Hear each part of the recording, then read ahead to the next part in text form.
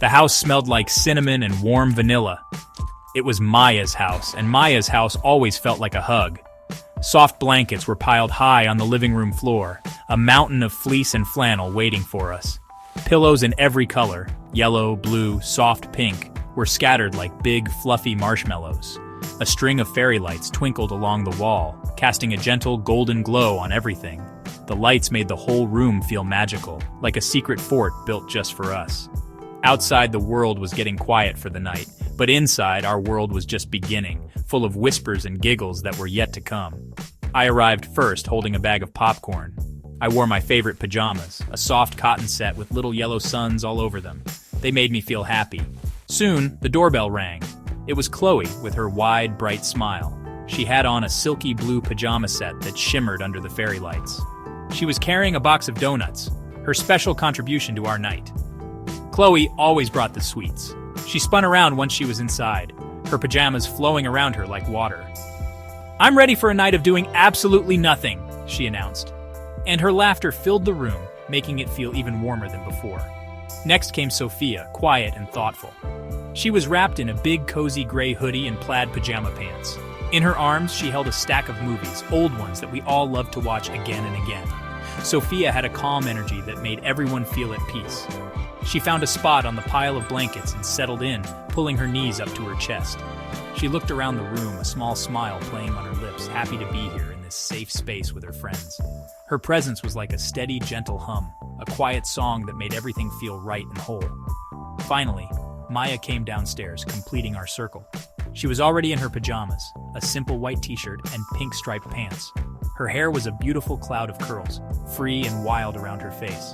She carried a tray with 4 mugs of hot chocolate, each with a swirl of whipped cream on top. "Welcome to our palace," she said, her voice soft and sweet. We were all here now, 4 friends, together in a house full of soft things, ready for a night that was just for us. The air was filled with the promise of shared secrets and easy comfort, a perfect escape from everything else. We sat in a circle on the floor, sipping our hot chocolate. The sweet warmth spread through me, making me feel cozy from the inside out. Maya was the first to speak. She touched her hair, her fingers getting lost in the thick curls. "You know," she began, her voice a little shy, "I used to hate my hair." We all looked at her, listening closely. I always wanted it to be straight and smooth. I spent so much time trying to change it. She paused, looking at each of us. But one day, I just got tired of fighting it. "This is my hair. It's big and it's curly and it's part of me. Now I love it. It feels like me." Chloe smiled, a little bit of whipped cream on her upper lip. She wiped it away with her finger. "I get that," she said, her voice full of understanding. "For me, it was my skin." She pointed to the faint freckles scattered across her nose and cheeks. Kids used to call them spots. I tried to cover them with makeup for years, wanting my skin to be perfectly clear and plain. She looked down at her hands. But my grandma told me they were kisses from the sun. I started to see them that way. They aren't flaws. They are just a part of my story, a map of sunny days. Sophia, who was usually the quietest, spoke next. Her voice was gentle, but her words were strong. "I always felt like I had to apologize for being quiet," she said, looking at us with her deep, dark eyes. "People would say, 'Why are you so shy?' Or, 'You should talk more.' I thought something was wrong with me because I like listening more than talking." She took a deep breath. "But I've learned that being quiet isn't a weakness. It's just who I am. I don't need to be loud to be strong. I have my own kind of power, and I don't need to apologize for it anymore." It was my turn. I looked at my friends, their faces so open and kind in the soft light. "I used to be so afraid of what people thought of me," I admitted. "I would change my clothes, my opinions, anything to fit in. I remembered how tiring it was, always trying to be someone else. But being with you all, you make me feel like it's okay to just be me, with my silly jokes and my love for old songs." I smiled, feeling a wave of love for them. "You've taught me that the best person I can be is myself. The real, natural me." We all nodded, a silent agreement passing between us. We were all learning to love our true selves. After our stories, the air felt different. It was lighter, filled with a new kind of strength. Maya brought out a box filled with bottles of nail polish. There were so many colors: sparkly silver, deep purple, bright, happy orange. We spread them out on the floor, a rainbow of tiny glass bottles. Chloe picked up a glittery gold. "This is a celebration color," she declared.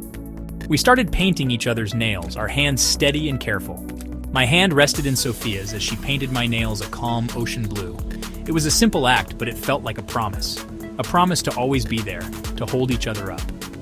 Once our nails were painted and drying, Chloe had another idea.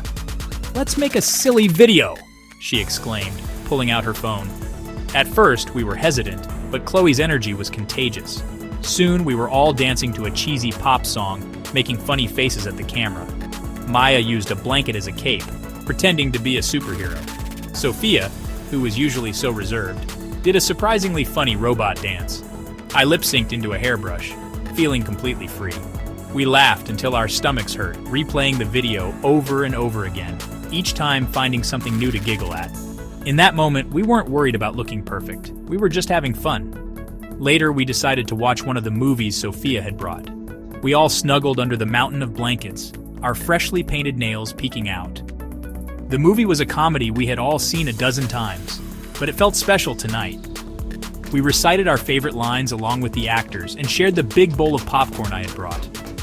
The sound of our shared laughter mixed with the dialogue from the screen. There was no need for big conversations now. The comfortable silence between our giggles was just as meaningful. It was a silence that said, "I'm here, and I'm happy you're here too." As the movie credits rolled, a sleepy quiet settled over the room. Chloe was already dozing, her head resting on a pink pillow.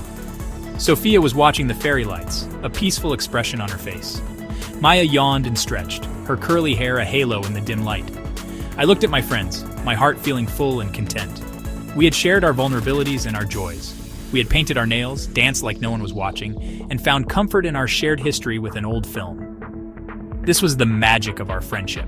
Simple, true, and incredibly powerful. We were building more than just memories. We were building each other up. I woke up to the gentle morning sun streaming through the window. The fairy lights were off now, replaced by the soft natural light of a new day. The living room was a mess of blankets and pillows, a happy storm of our pajama party. Chloe was still asleep, curled up like a cat. Sophia was sitting up, reading a book she must have found on Maya's shelf. Maya was in the kitchen and the smell of pancakes was starting to drift into the room, mixing with the lingering scent of vanilla from the night before. The world outside was waking up, but our little world felt slow and peaceful, holding on to the magic just a little longer. Maya came in with a plate of pancakes, stacked high and drizzled with syrup. "Breakfast is served," she whispered, not wanting to wake Chloe. Sophia put her book down and I sat up, stretching my arms. We ate quietly, the only sounds being the clinking of our forks and the birds singing outside. Even without words, we were still connected. The feeling of love and acceptance from the night before was still there, a warm, invisible blanket covering all of us. It was in Maya's smile as she served us, and in the way Sophia passed me the syrup without me having to ask.